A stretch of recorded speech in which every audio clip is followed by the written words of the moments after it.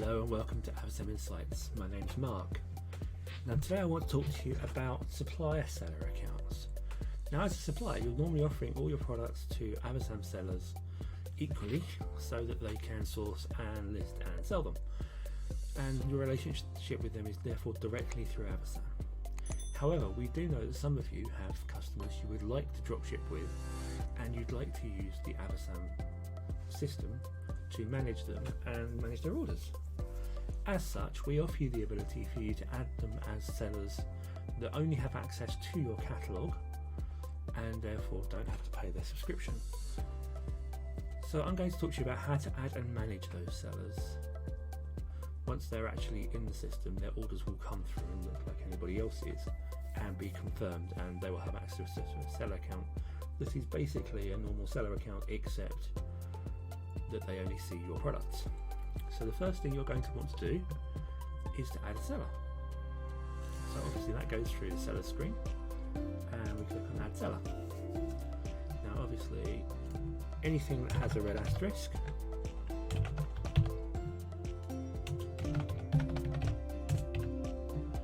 is something that we need to fill in.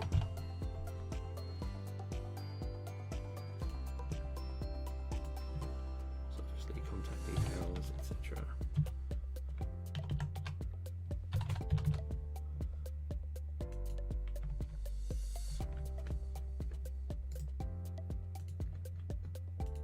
Don't forget the email address, because obviously that's how we set up their account.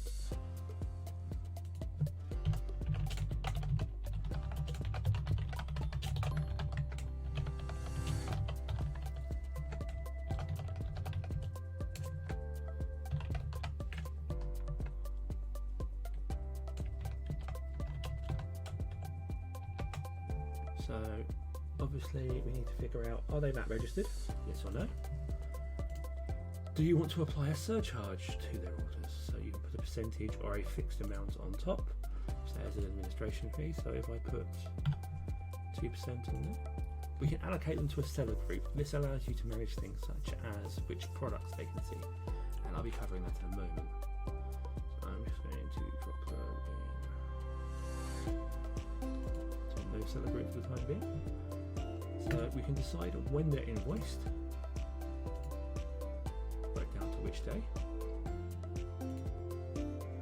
We can tell which payment terms we're going to put them on. We can also give them a credit limit if we so choose. Obviously this means that once they hit their credit limit, they'll need to pay to be able to carry on using it, but they'll also be regularly invoiced on top. So I'm going to save this, and in a separate video we'll be looking at how the seller experiences this.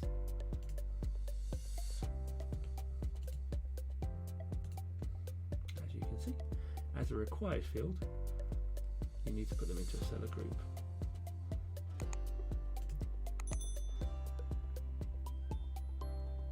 Now then, once they're in, you can of course at any time jump in and edit the details or put notes against them. Under actions, you can also generate a statement and show that they've paid an invoice. If you've finished working with them, you can also deactivate their account at any time.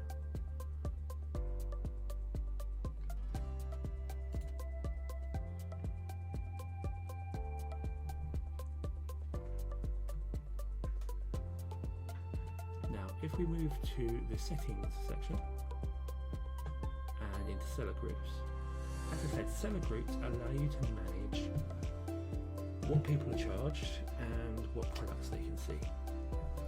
So as you can see, we have a couple of seller groups in place. You can add groups if you need to, and you can make them active or or delete them. So if I just have a look here, so for under Avasam customers, we can apply a discount, so anyone who's in that group will get a discount over the percentage over the price that you show to normal Avasam sellers. Obviously, if you combine this with a surcharge, this can become complex, so it's best to think about that. Now, product restrictions. You can turn on product restrictions for a group, and if so, you can see which ones are out in there. Now, the interesting thing about product restrictions is, once you've changed changed it. Obviously you need to save any changes you make. Product restrictions are applied at the product level. Any product can become restricted, but it can only be added to one group. If a product is in a group, only people that are in that group can sell it, if that makes sense. If a product restriction is off, they can see everything. If a product restriction is on, they can only see the products that you have restricted. So if I jump into my products and open up a product and scroll down, as you can see here, we have a number of options that we would normally add in.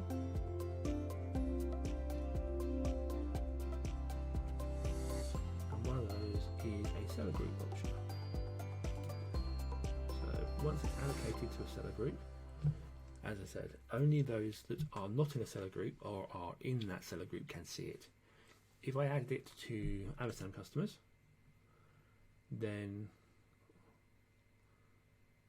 anyone in seller group could not see it, but anyone that is in a group that doesn't, if they had a restriction on, but as long as that group didn't have a product restriction, they could see it.